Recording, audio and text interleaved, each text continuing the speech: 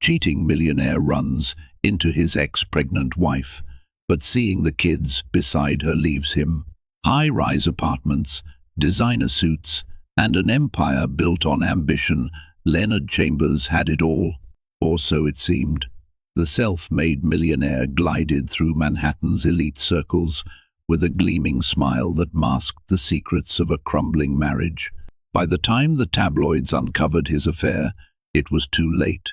His wife of 10 years, Sarah, walked out the door, two little hands clinging to hers and heartbreak tightening her chest. Now, years later, a chance encounter on a bustling city street threatens to unravel Leonard's carefully curated new life, because beside Sarah stand the children he abandoned, and in an instant his world tilts on its axis. Leonard Chambers was born into a working-class family on the outskirts of Chicago. His father, Jonathan Chambers, drove a city bus, and his mother, Irene, worked as a seamstress in a small garment factory. They struggled to make ends meet, but they did everything possible to support Leonard's voracious curiosity. By his teens, he exhibited an uncanny knack for numbers and an almost obsessive interest in technology. He devoured business books from the local library, studying the strategies of titans like Warren Buffett and Bill Gates. After earning a scholarship to Northwestern University, Leonard's path to success accelerated. He majored in finance, then forged key connections at every internship. One summer, he landed a spot at Friedman and Friedman Associates, a respected venture capital firm run by the sagacious Donald Friedman and his daughter, Lisa Friedman. They became mentors to Leonard, spotting in him a rare blend of analytical brilliance and unrelenting drive. By the time he graduated, Friedman and Friedman offered him a role in their expanding Manhattan office. It was in New York that Leonard's fortunes soared. He identified emerging tech startups and convinced Friedman and Friedman to invest. Each success gilded his reputation. By age 30, he was heading up a new division, traveling globally to assess potential acquisitions. His bank account ballooned, and with it came a penthouse apartment in Midtown, the sleek suits, and a growing appetite for recognition among the city's elite. Amid these heady years, Leonard met Sarah Henderson. She was a freelance graphic designer working at a conference Friedman and Friedman organized. Sarah's quiet warmth contrasted sharply with the brash New York hustle. He courted her with lavish dinners, promising her a future free of the financial woes that had dogged his own parents. Sarah, initially wary, found herself enthralled by his intellect and devotion. They married in a well-publicized ceremony at the Astoria Grand Hotel. The Friedmans, along with Mark Cuban and a slew of other influential figures, attended. Photos from the glamorous event circulated in business magazines and society pages, painting Leonard and Sarah as a golden couple, beauty, wealth, and unstoppable ambition. Yet cracks formed beneath the glossy surface. As Friedman and Friedman soared on Leonard's deals, so did his workload and his ego. He worked late nights, traveled constantly, and entertained a parade of potential clients or co-investors in exclusive clubs. The once deep conversations with Sarah were replaced by fleeting chats over rushed breakfasts. She felt him slipping away, and he seemed increasingly distant. Two children, Sophie and Brandon, were born into an environment of partial togetherness, with a father who showered them with gifts, but struggled to give them time. When rumors of Leonard's affair began circulating, many brushed it off as typical tabloid fodder. Sarah, though, had caught the clues: whispered phone calls, suspicious business trips, and endless client dinners. Confronting him led to explosive arguments, culminating in the stark realization that the life they built was as precarious as a house of cards. Sarah demanded honesty, and Leonard gave a half-hearted confession that broke them both. The divorce proceedings made headlines. Friedman and Friedman discreetly distanced themselves from the scandal. Sarah withdrew from public life to shield Sophie and Brandon from the glare of paparazzi, and Leonard, though regretful, seemed more concerned about preserving his deals and his image. Amid the swirl of accusations, heartbreak, and legal battles, Sarah packed her bags, took the children, and left New York for a quieter existence back in her hometown near Boston. Leonard rarely saw them, funneling child support payments through attorneys and burying himself deeper in business pursuits, determined to rebound from personal disaster. Once the divorce was final, Sarah Henderson no longer Chambers tried to reclaim a semblance of normalcy. She returned to Boston, where her grandmother's old house stood in a tree-lined suburban neighborhood. Although it required some work, the cozy space offered a refuge for her and the kids. Gone were the days of penthouse views and catered brunches. Instead, Sarah took solace in simple routines, morning walks with Sophie and Brandon, arts and crafts sessions in the small living room, and quiet dinners that ended with bedtime stories. Financially, she was stable thanks to the divorce settlement and Leonard's child support, but Sarah refused to live idly on that money alone. She resurrected her freelance design career, working from a sunlit nook in the house. Over time, she cultivated a respectable list of clients, some from her old NYC connections and a growing number from local businesses. The steady stream of work kept her mind occupied, an antidote to memories of heartbreak. Sophie, 8, and Brandon, 6, adapted to their new environment with surprising resilience. Sophie inherited her mother's artistic inclination, often sketching elaborate pictures of their old apartment or dreamlike cityscapes. Brandon, more reserved, clung to stuffed animals and bedtime routines for comfort, occasionally asking, "When will Daddy visit?" Sarah would muster a gentle smile, explaining that Leonard's work was complicated, but he loved them. It was the best she could do to maintain a positive image of their father, even though a part of her still seethed at his betrayal. Leonard, on the other hand, made occasional efforts to contact the kids, calls that often ended awkwardly. He'd promised to visit soon or send them a new gadget, but the visits never quite materialized. Business obligations, he insisted, always arose at the last minute. Friedman and Friedman had recovered from the scandal, partly by diminishing Leonard's role in public events.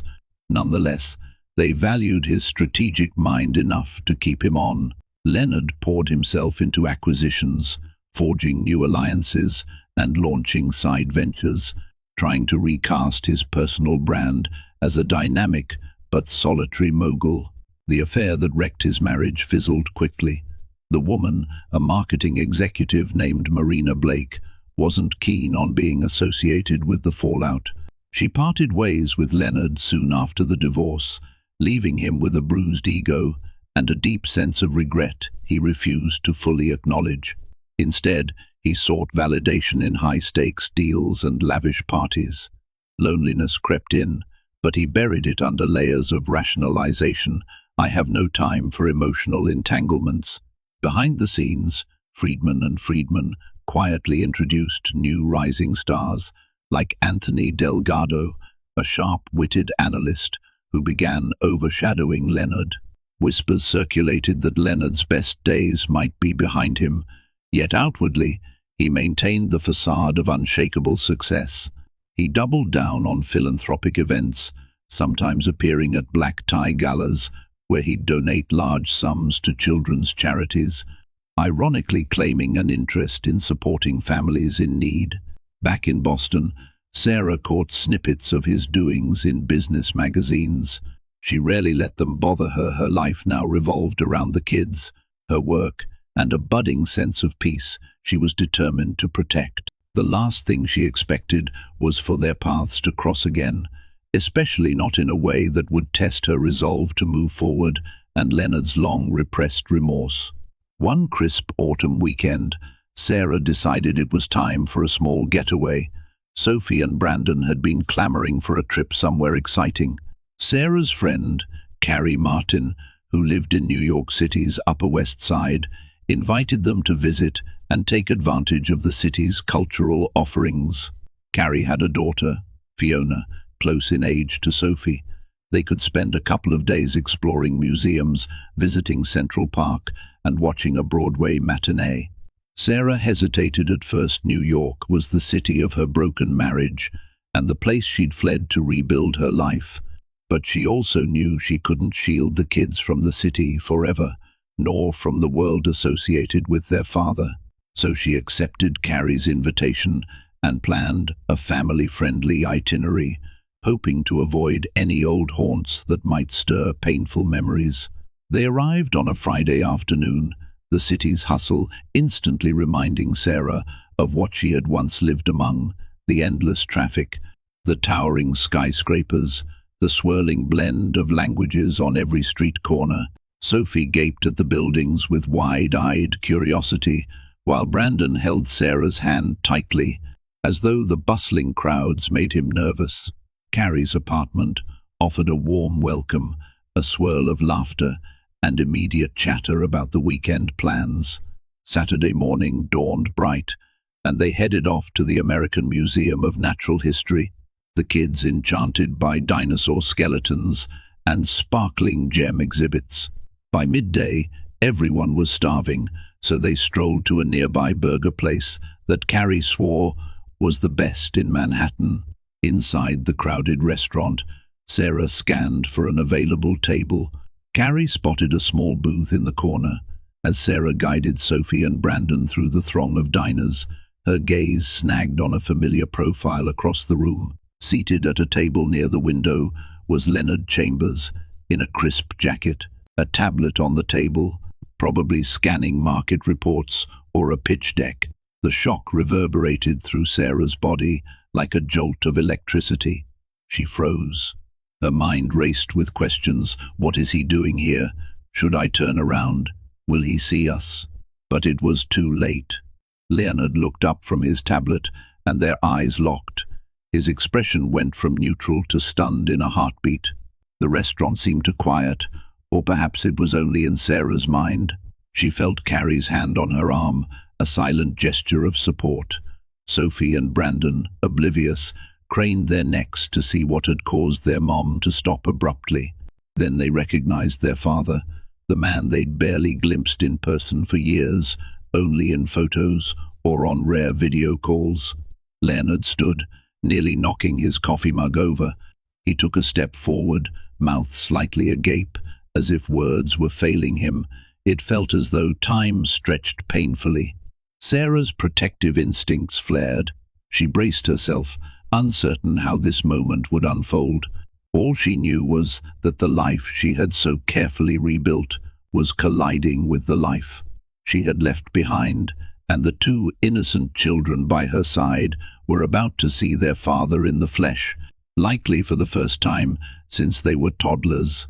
Sophie's face lit up with recognition, her eyes darting between Sarah and Leonard. Brandon clutched Sarah's hand so tightly it hurt, his little body trembling with confusion rather than joy. Sarah found herself struggling to breathe, her heart pounding in her ears. Every rational part of her wanted to whisk her children out of the restaurant before old wounds reopened, but a stronger, calmer voice within whispered, they deserve to see him. This is their father, after all. Leonard's gaze flickered to the kids, and in that instant, the self-assured millionaire seemed to crumble from within. His eyes welled up as he noticed how much they had grown, the unmistakable resemblance they shared with him. Sophie, tall and poised, and Brandon, smaller but with the same determined set to his jaw that Leonard once saw in the mirror. Emotions he had long buried forced their way to the surface. Sarah steadied herself. She cleared her throat, forcing her voice to remain composed. "Leonard," she said simply, "it's been a while." He blinked, struggling to form words. Yes, it has." He tore his gaze from Sarah to focus on Sophie and Brandon. "Hi, kids," he said in a voice barely above a whisper. Sophie, Ever the inquisitive one opened her mouth first. "Dad? Mom said you live in New York. Why didn't you ever visit us?" The question hung in the air, laden with the innocence of childhood, cutting straight to the core of adult failings. Leonard stammered, I wanted to. Things were complicated. He glanced at Sarah, as if searching for a lifeline.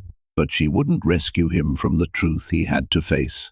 The awkward silence was broken by Carrie, who gently suggested they combine tables if everyone was comfortable. Sarah looked at her children, reading the flicker of curiosity and longing in their eyes. Against every protective instinct, she nodded. Maybe it's time they have a chance to talk, no matter how brief and painful. They pushed 2 tables together.